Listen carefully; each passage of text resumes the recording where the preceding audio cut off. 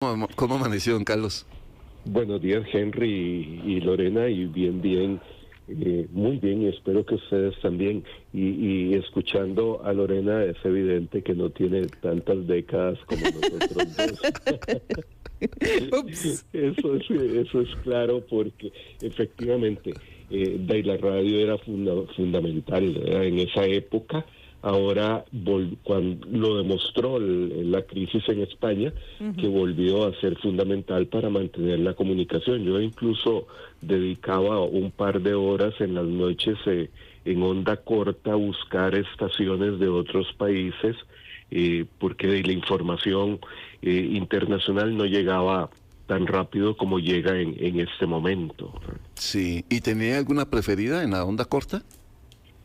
No, iba normalmente experimentando algunas europeas, siempre en esa época en idioma español, pero me gustaba ir saltando de un lado a otro para tener un panorama de esa compleja realidad, y esos programas eran sin duda claves, ¿verdad? Sí, totalmente. Por Ahí eso, nació la vocación. sí, vea usted, el mundo, se comenzó a abrir el mundo. Es que la radio finalmente uno dependía era de eso. Incluso, ya que usted hace referencia a la onda corta, aquí en Costa Rica había mucho radioaficionado, mucho, ¿verdad?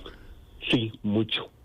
Ujú. Le- Habían grupos incluso organizados. Yo no formaba parte de ninguno, pero había grupos organizados para onda corta, y supongo que muchos de quienes nos escuchan hoy no tendrán idea no. de qué estamos hablando. No, nada.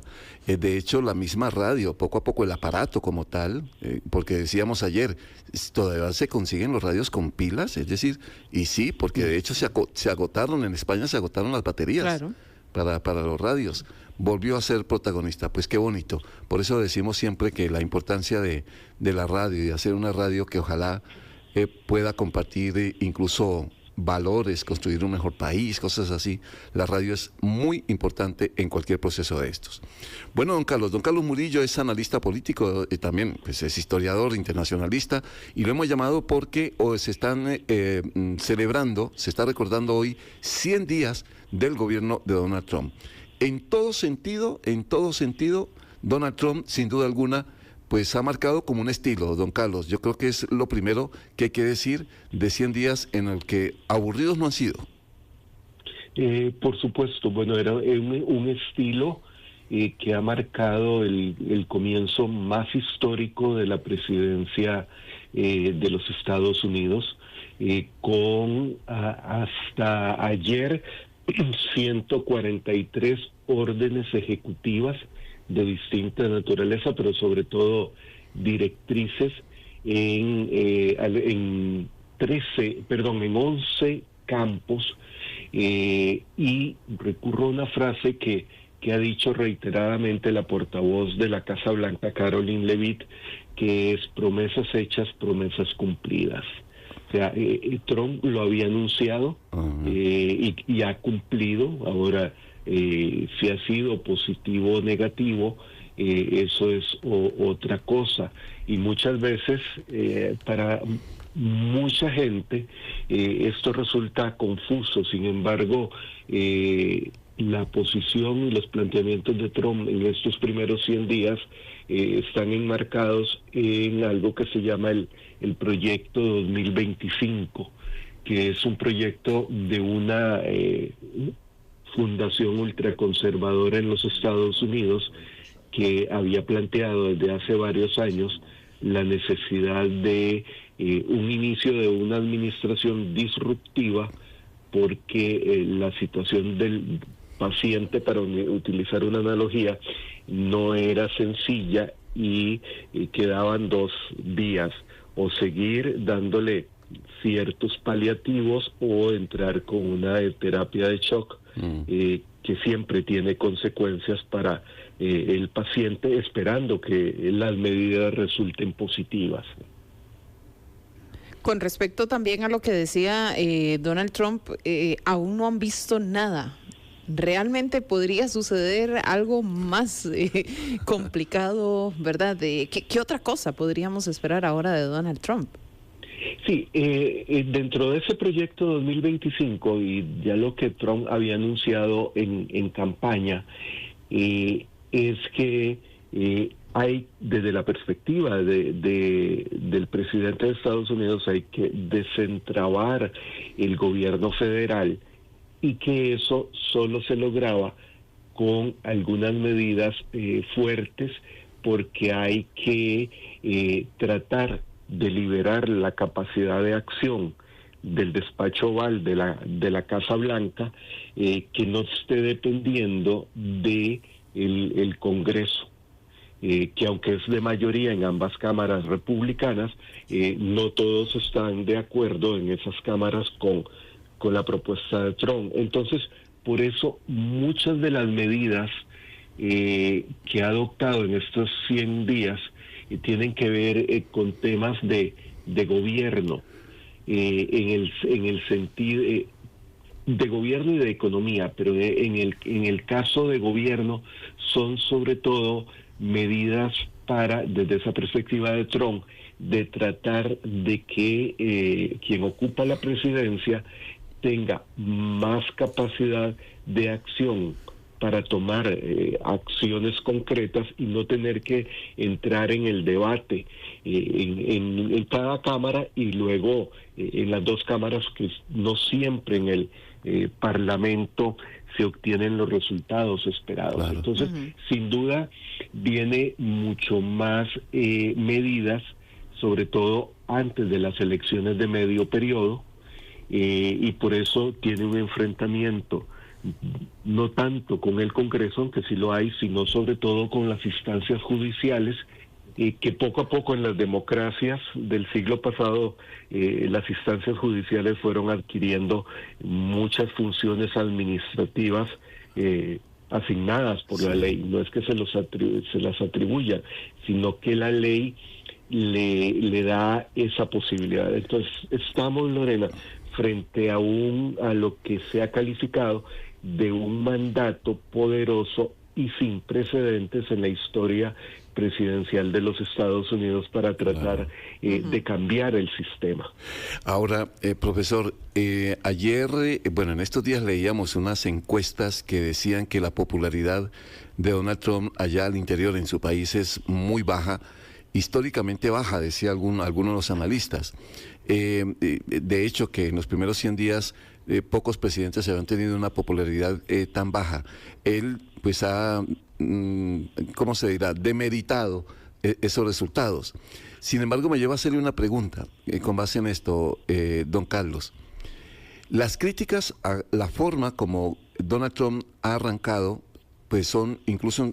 Creo que la mayoría de los medios de comunicación destacan mucho todas esas cosas donde se ha enredado mucho el camino de la gestión en el tema económico, en los temores, la posibilidad de recesiones, de una recesión, etcétera. Para usted, que le gusta estudiar estos temas, que ha visto de cerca también todo este proceso de Donald Trump, ¿hay algo que se le pueda destacar diciendo, no, es que esta parte de la administración Trump no le hemos puesto cuidado y puede ser buena? No sé si la haya y sea fácil de determinar así a primera vista. Sí, Henry, cuando estamos hablando de la primera economía del mundo, y por buena distancia de la segunda economía, que es China, lo que pasa es que hemos estado acostumbrados, y por eso uno comienza a decir que está pasando.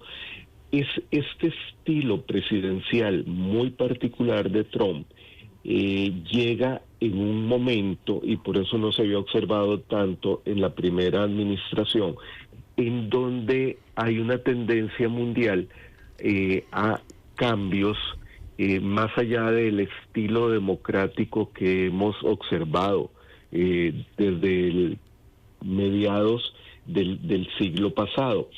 Entonces, el mundo está en una confrontación que se simplifica por razones de tiempo entre un orden internacional liberal, que es lo que ocurrió en la segunda mitad del siglo pasado en el mundo, y algo que se ha denominado orden internacional iliberal. Con el concepto de liberal no es lo de economía, es el estilo de que las instituciones y las normas son las que tienen prioridad y hay que darles tiempo a que se generen resultados cuando la dinámica mundial en este momento no espera esos resultados. Entonces, hay muchas cosas que Donald Trump, y ya lo había dicho, las medidas son duras, va a haber consecuencias difíciles y hay que soportarlas durante un tiempo antes de ver los resultados. Ahora, el asunto con esas medidas, a diferencia del médico que le da un tratamiento al paciente de shock para tratar de sacarlo de la crisis, es que en el caso del médico tiene que ver al paciente nada más. En el caso de una economía como los Estados Unidos, tiene que verlo en el contexto internacional, porque cada movimiento que haga Estados Unidos va a tener un efecto positivo o negativo en el resto del mundo. Entonces, esas consecuencias de la política de Trump no quedan solo al interno de los Estados Unidos, sino en el resto del mundo. Y por eso estamos viendo situaciones que incluso muchos economistas no habían previsto, que el oro, el precio del oro se haya disparado. ¿Por qué? Porque los inversionistas están encontrando en el oro, un refugio para sus inversiones, mientras que la volatilidad de las bolsas de valores hacen que teman de que sus inversiones no estén respaldadas hasta que no esté claro cuál va a ser el resultado final de estas políticas. Y yo creo que hay que esperar aún unas cuantas semanas, pero sí ha habido golpes fuertes, pero también golpes positivos para la economía de los Estados Unidos desde la perspectiva de Donald Trump. Pues son 100 días, solo como un dato histórico finalmente, don Carlos. Estaba diciendo esta mañana que estos 100 días se miden desde Roosevelt, ¿verdad? Sí, ha sido una práctica, no hay una norma y no hay una explicación de por qué 100 días. Sí. Es una cuestión de que se ha generalizado. Comienza en los Estados Unidos, pero también se ha ido extendiendo en el mundo. Y desde esa perspectiva de Roosevelt era de no me critiquen al día siguiente de asumir el poder. Deben unos días para demostrarles que lo que yo estoy haciendo es lo correcto. Entonces, se ha ido generalizando y en el estilo de comunicación, que es un factor importante de Trump, que no había estado en la mayoría de los presidentes anteriores en los Estados Unidos, es utilizar esos referentes, esas fechas, para decir, bueno, hasta aquí hemos dado un primer paso, deben más tiempo, entiendan la situación, pero al final estarán satisfechos, dice Trump, por los resultados que obtendrá el país y que volverá a ser, que es el norte de este planteamiento, que es volver a ser a los Estados Unidos la superpotencia en todos los ámbitos que fue en el siglo XX.